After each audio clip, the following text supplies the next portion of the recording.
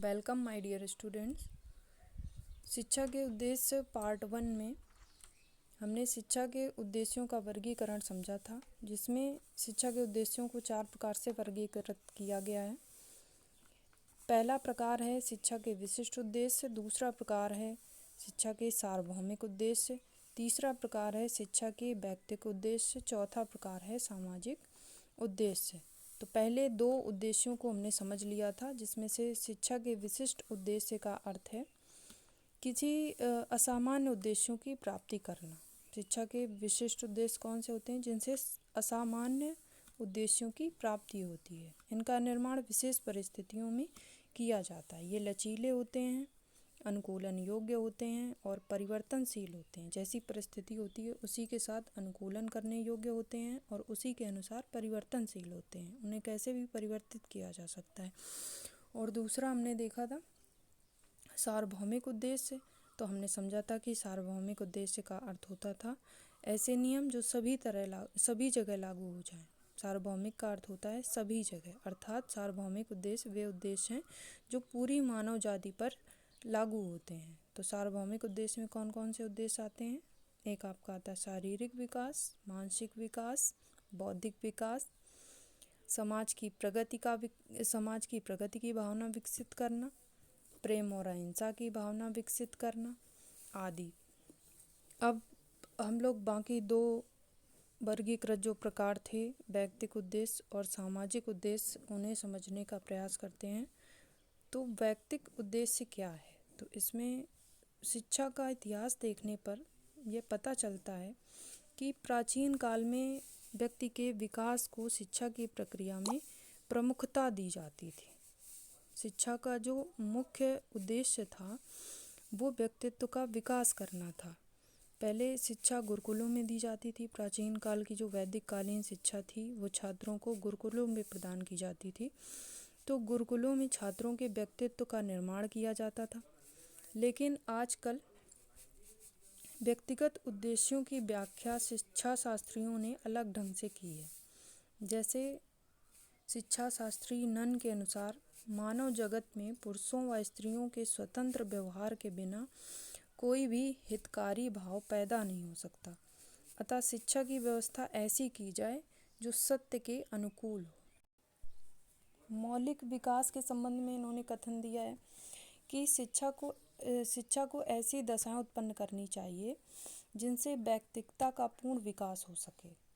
Ross ने इसी संबंध में एक कथन दिया है।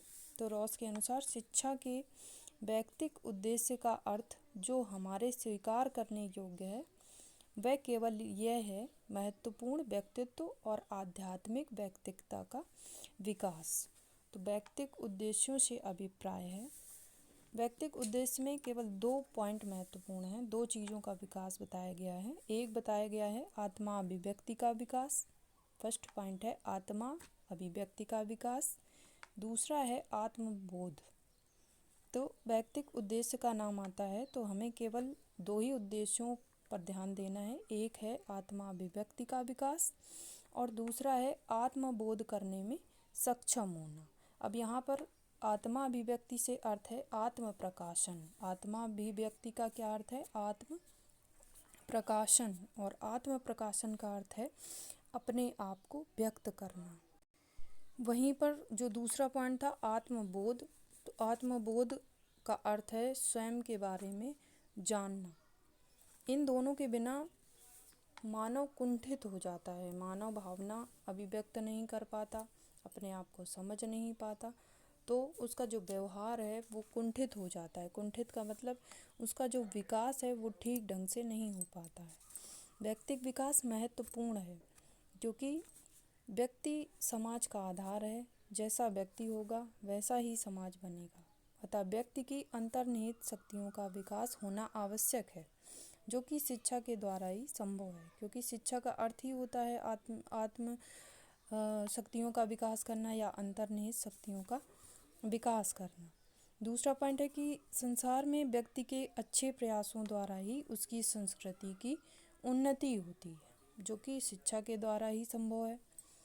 थर्ड है आपका समाज के अच्छे प्रभावों को ग्रहण करने के लिए शिक्षा की आवश्यकता होती है। अतः शिक्षा के द्वारा व्यक्तिगत उद्देश्यों की पूर्ति होनी चाहिए। मतलब शिक्षा ऐसी होनी चाहिए जो व्यक्ति के व्यक्तिगत उद्देश्यों की पूर्ति करे, उसे उसकी आत्मा अभिव्यक्ति का विकास करे, उसे आत्मबोध करने के लिए सक्षम बनाए। लेकिन इसके साथ साथ शिक्षा के द्वारा सामाजिक उद्देश्यों की पूर्ति भी होनी चाहिए। तो हमारा अगला पॉइंट है शिक्षा के सामाजिक उद्देश्य। शिक्षा के सामाजिक हित के लिए दो कार्य आवश्यक होते हैं। एक होता है राष्ट्रहित, अर्थात राष्ट्रहित के लिए जीवित रहना, और दूसरा नागरिकता तथा सामाजिक कुशलता। ये जो दोनों उद्देश्य हैं, ये दोनों उद्देश्य आते हैं सामाजिक उद्देश्य में। अतः शिक्षा का उद्देश्य राष्ट्र को अच्छे नागरिक प्रदान करना है।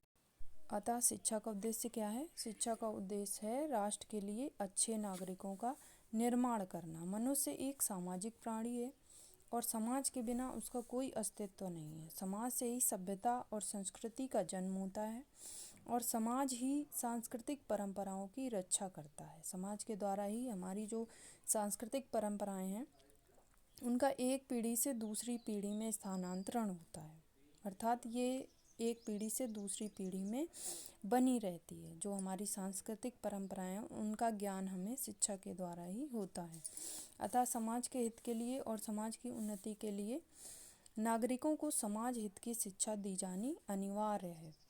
रॉस ने इस संबंध में कहा है कि सामाजिक पर्यावरण से अलग व्यक्ति का कोई अस्तित्व नहीं है। एक बार फिर से सुन लीजिए। रॉस ने इस कथन के संबंध में कहा है कि सामाजिक पर्यावरण से अलग व्यक्तित्व का कोई अस्तित्व नहीं है। इसी संबंध में प्रसिद्ध शिक्षा शास्त्री रेमांड ने कहा है कि जो विद्वान व्यक्ति को समाज के ऊपर स्थान देते हैं उनको स्मरण रखना चाहिए कि निसमाज व्यक्ति पूरी कल्पना है। अतः शिक्षा का उद्देश्य व्यक्तिगत चरित्र गठन के साथ साथ बालक को सच्चा सामाजिक प्राणी तथा नागरिक बनाना है। अर्थात शिक्षा ऐसी होनी चाहिए जो व्यक्ति के व्यक्तिगत उद्देश्यों की पूर्ति के साथ साथ सामाजिक उद्देश्यों की पूर्ति भी करे। इसी के साथ ये वीडियो समाप्त होता है। धन्यवाद।